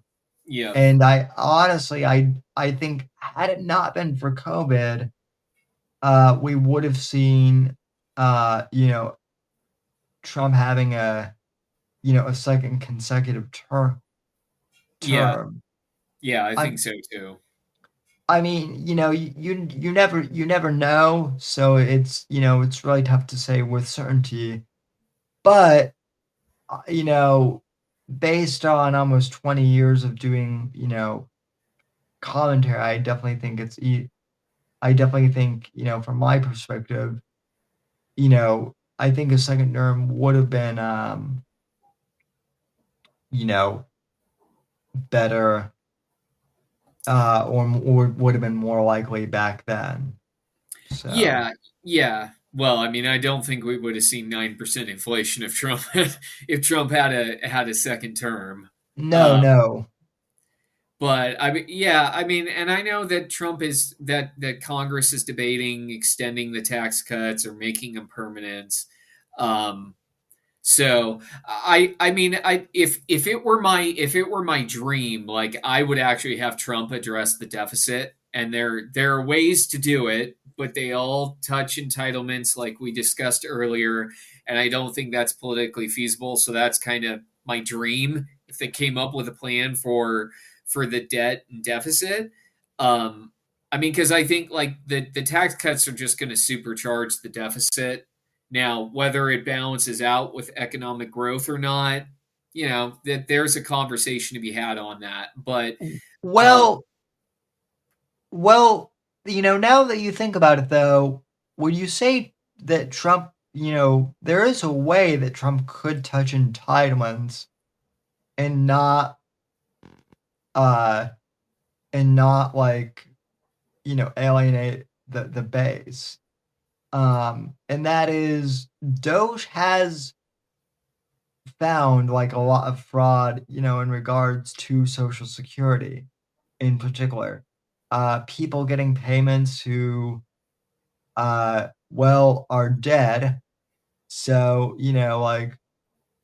so, yeah, so I mean, like, I don't think a lot of people realize that just that reforming Social Security in and of itself could be a major, start to, fixing things, because there is a lot of fraud and abuse that, like, that, yeah, I mean, Doge might have exposed some of it, but as far as I know, until Congress actually does something with the recommendations of Doge, it's not going to actually, fix anything. So I would be curious to know, like, how much of those recommendations to fix Social Security actually affect things. I think if those changes do go into effect, I think you and I even might be surprised at how much better things get addressed with entitlements.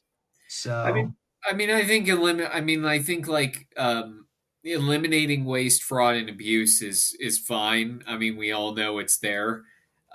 It's not the majority of entitlement spending, and so that's the problem. Like entitlements are a promise, they're legal obligations. So how do you break that? I mean, there are ways to strengthen the entitlement system. Um, Whether you consider it a tax increase or not is kind of up to you. Like, you could do small stuff for Social Security, like you could end the cap on your income that's Social Security that's eligible for Social Security tax. Like I think it's capped at 102 or 105 or something. Like it's subject to inflation, but so if you make like $150,000 in income, you don't pay Social Security tax on all of that. If you did, that would strengthen Social Security. You could pare down Medicare benefits that you get, but really the only way sustainably that entitlements are going to be sustainable long term for the debt and deficit, because you can't in 1 year eliminate a $36 trillion national debt, is you're going to have to pare down benefits, and long term you're going to have to stick to a sustained budget that doesn't, run multi-trillion dollar deficits. And unfortunately, or maybe not unfortunately, maybe fortunately, we have presidents only every 4 or 8 years. So, the agenda changes. So it's kind of like we operate on this mindset of we're going to outrun our deficit. Like, we're going to grow our GDP so much that like it outweighs the deficit, or how much our deficit is. So even if we did something like that, where, we only ran a couple $100 billion deficits every year and our GDP grew every year, that would actually be economically sustainable. Yeah. And I would also say the same, like you're saying you want to cut entitlements, which, by the way, I agree with you to a certain extent that, yeah, we definitely need to look at areas to cut entitlements, not getting rid of them completely, because I don't think Right. I don't think that's ever going to happen. But the other thing too is like, national security and the defense budget. Oh, for sure. That's massively bloated. Yep. And as we've discovered from Doge and the USAID thing, there are projects labeled under national security that have nothing to do with national security whatsoever, namely like maintaining 2 wells in like Iraq that don't even Don't do that anything. that don't even function, and we're pouring like 2 billion a year. Yeah. Now, like, if you can justify like why we're doing that, and it's reasonable, well then okay, I might be willing to say okay, that's okay. But if a lot of this stuff, whether it be entitlements or national security, the government can't justify to the taxpayer. And Yeah. if you can't do that, well then it deserves a cut, I think. Yeah. Oh, for sure. I'm not opposed to cutting the defense budget. Don't get me wrong. I mean, I think that thing is bloated up the hill, and it's the biggest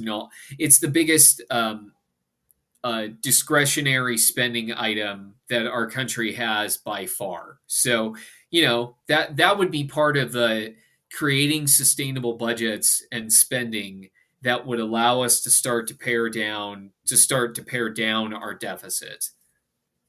So I would love to see that, because $900 trillion budgets for the Defense Department, and they fail an audit every year. I mean, to be honest, listening to the defense hawks in the GOP be like, or like Mitch McConnell be like, oh, we need more money for the military, like, China's up and coming. It's like, dude, we give them $900 billion. Like, giving them more money, dude, is literally not the problem. Like, how can you be like, and Mitch McConnell is like he's like pro school choice, so it would be the equivalent of giving a public school more money, thinking it's going to solve the problem that you're complaining about, despite the fact that we give them a ton of money. So like, it's the same concept.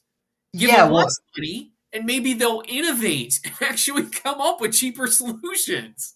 yeah, well, again, that's the same thing. Going back to kind of what I was saying earlier with Iran's gonna get a bomb any day now. We better pour in we better pour in 500 billion to the Pentagon. Yep, Well, right, yeah, how is that gonna stop Iran from getting a nuke? right. Well, we can't say because that's classified, but trust us, it'll somehow stop Iran from, Yeah, you yeah. know, Well, So, like, this is what I love about the defense spending, or like the defense hawks who claim that they need more money, is we've given them more money year over year over year over year, regardless of whether there's a Democrat or a Republican in office.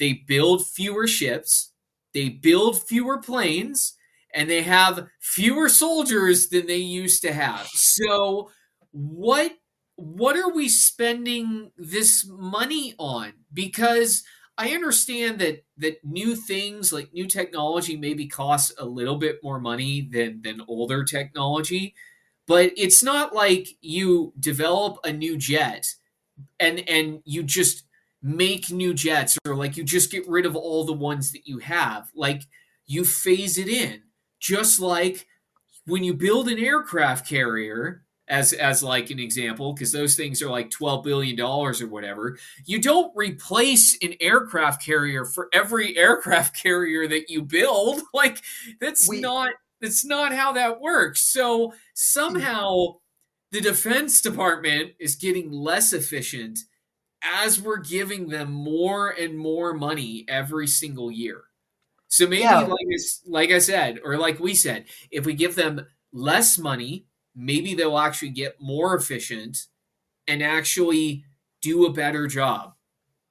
Well, and I'm not like super familiar with like the exact model, so don't like so don't hold my feet to the fire too much, folks. But like I believe that like for one of our fighter jets that like the Navy and the Air Force use, like I don't know if it's the F-16 or the F-18, but one of those models has like been in production since like not even since the 80s, but since the Vietnam War in like the 60s.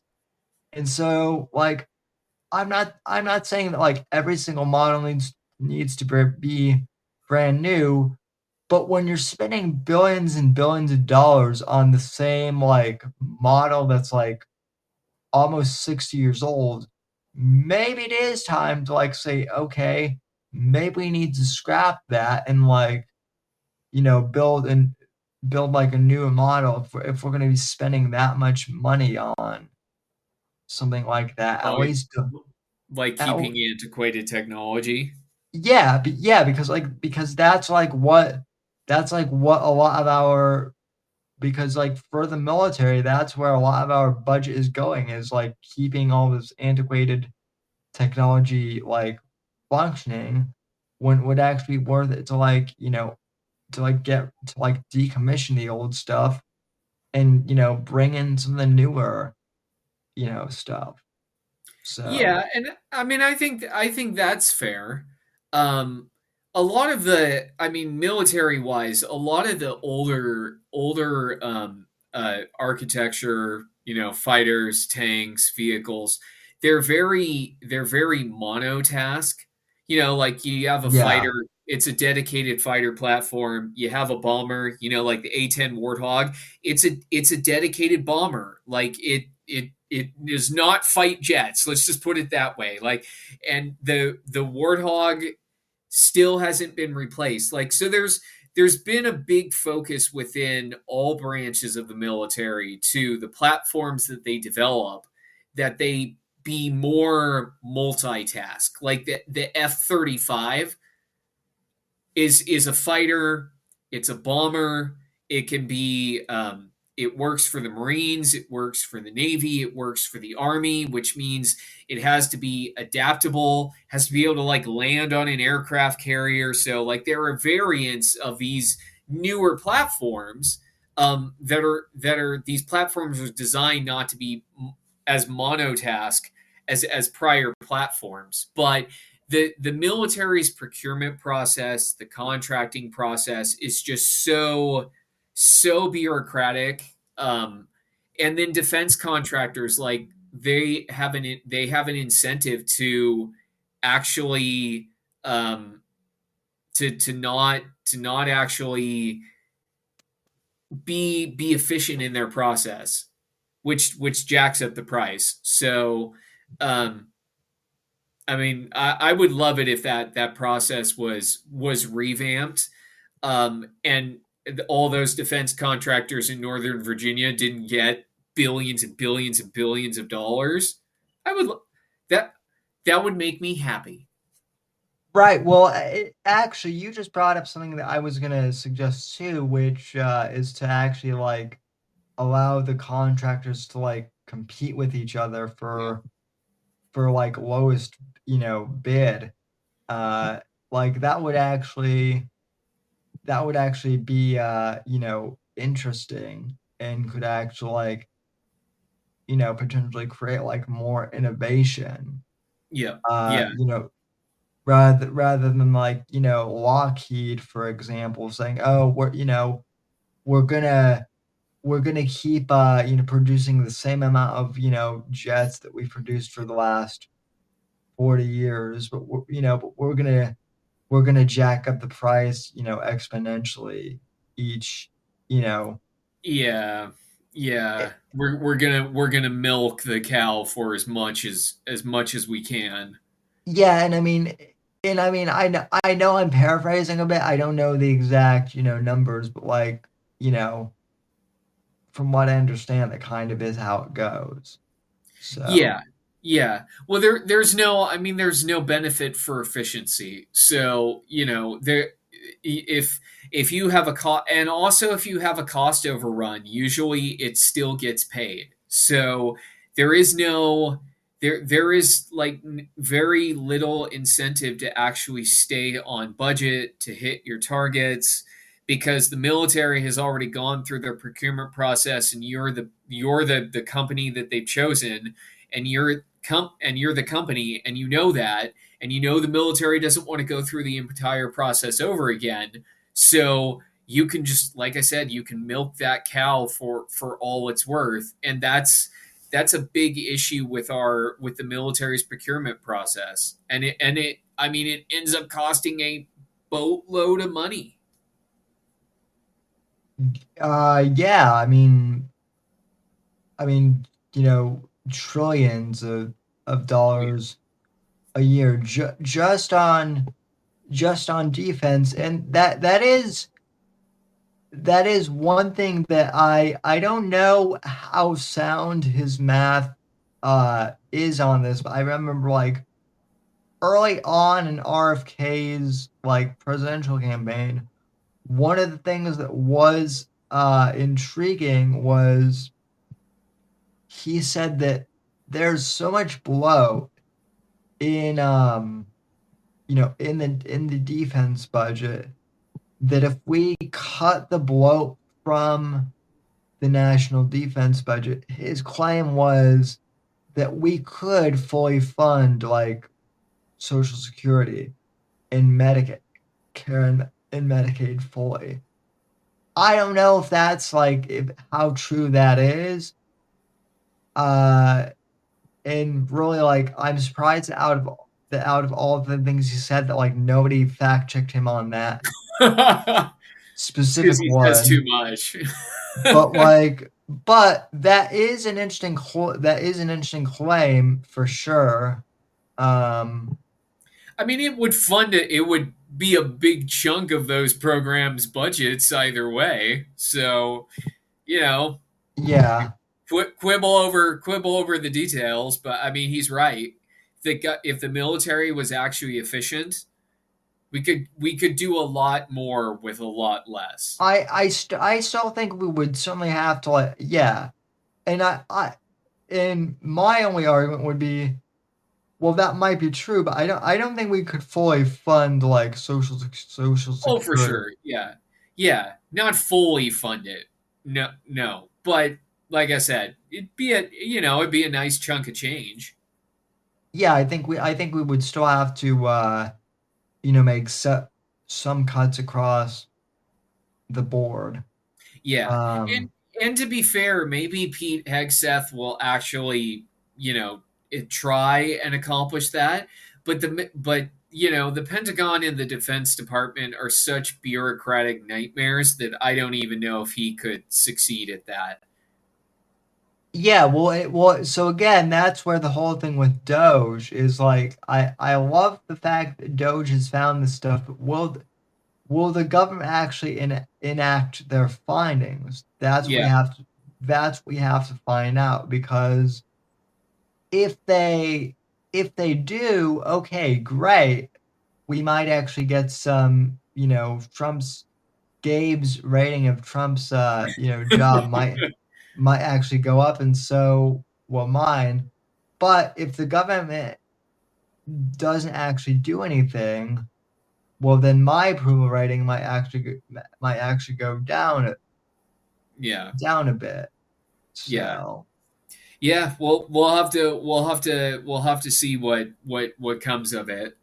Um, yeah, but I mean, either way, it's been an interesting first 100 days, and I think a lot of the stuff that the administration wants to do, we're starting to see the beginnings of. So it's 100 days. It's not a lot of time in a 4-year administration. So, and things take time. So yeah, I definitely think that we should kind of, we came together. I know you and I did at the very beginning of yeah, at the very beginning of the administration, and I will link to that episode in the show notes so that people can take a listen to that. But I also think it would be interesting to kind of do like an end of the year, review too, to kind of see, okay, well, how did this yeah, first year go?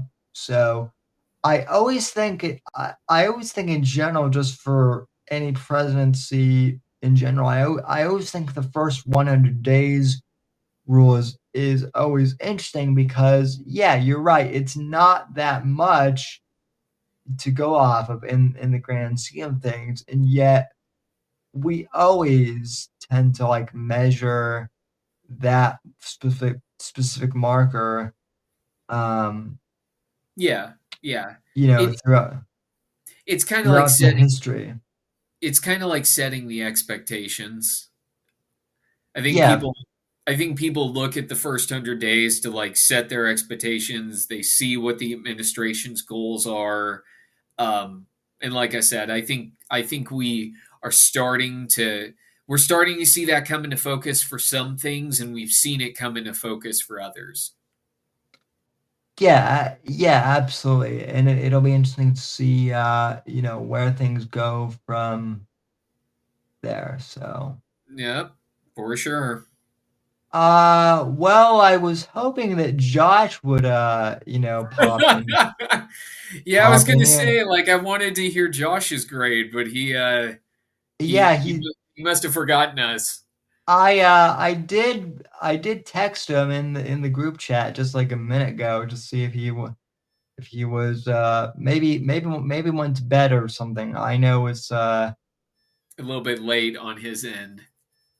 yeah, although he's, oh, he's closer to your, time zone, isn't he? No, well, you're Eastern time, he's Central time. So actually, he's only 1 hour behind you. Yeah, And then and then I'm 3 hours ahead of you, and then I'm 2 hours ahead of Josh. wait, so why is the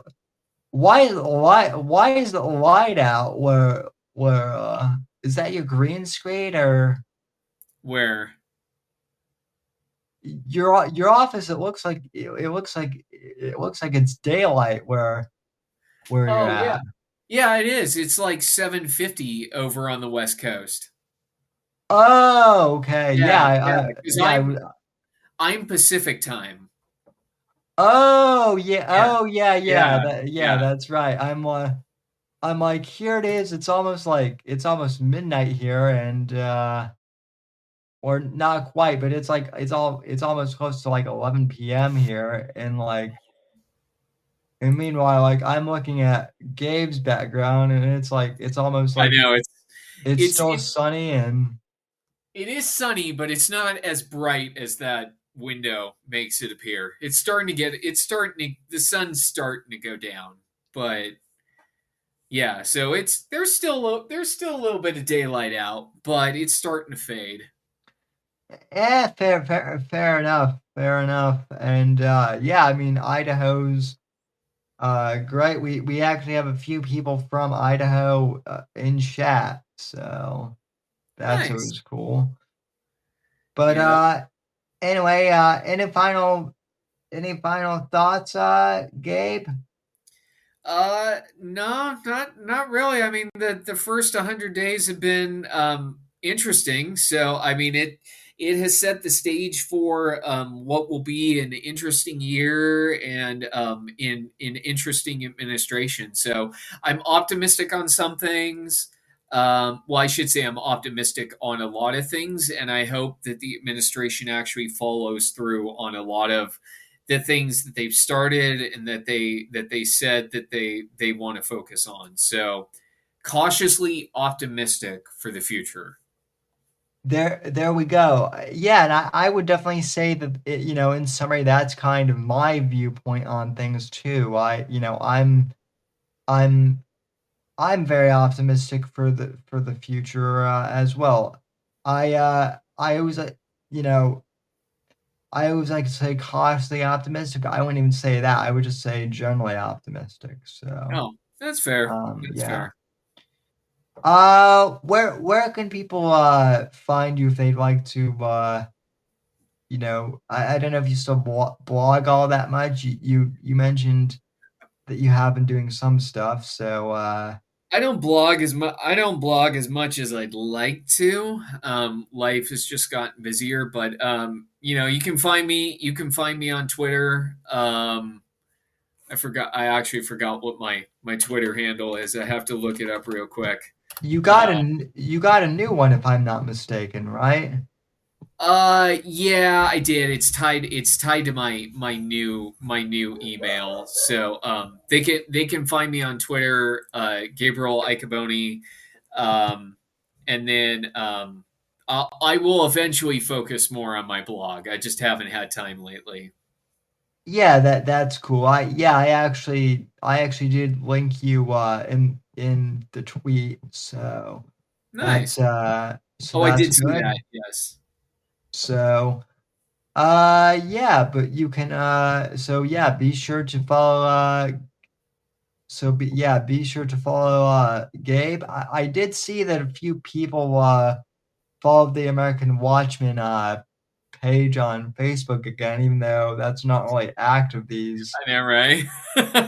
these days. But hey, we appreciate it, and we might actually have to do something Yeah.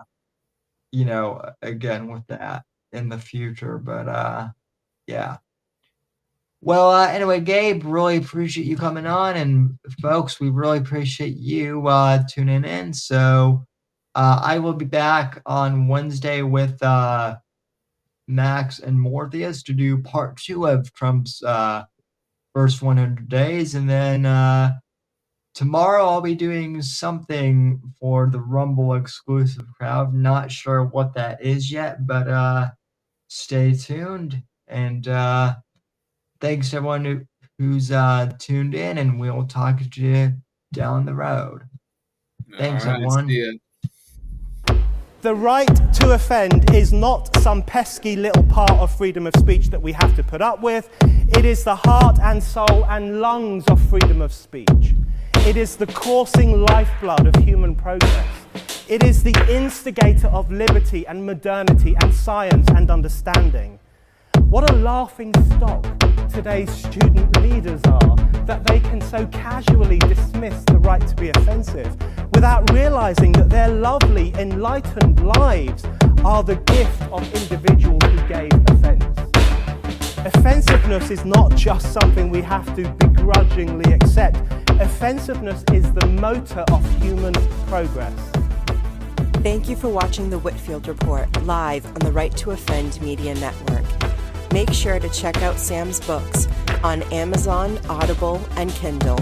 You can follow Sam on X at SamW_NGC and the Right to Offend Media Network at RTO Media. Like, comment, subscribe, and share with your friends. And until next time, God bless, God save this great nation. God, freedom, legacy, in that order.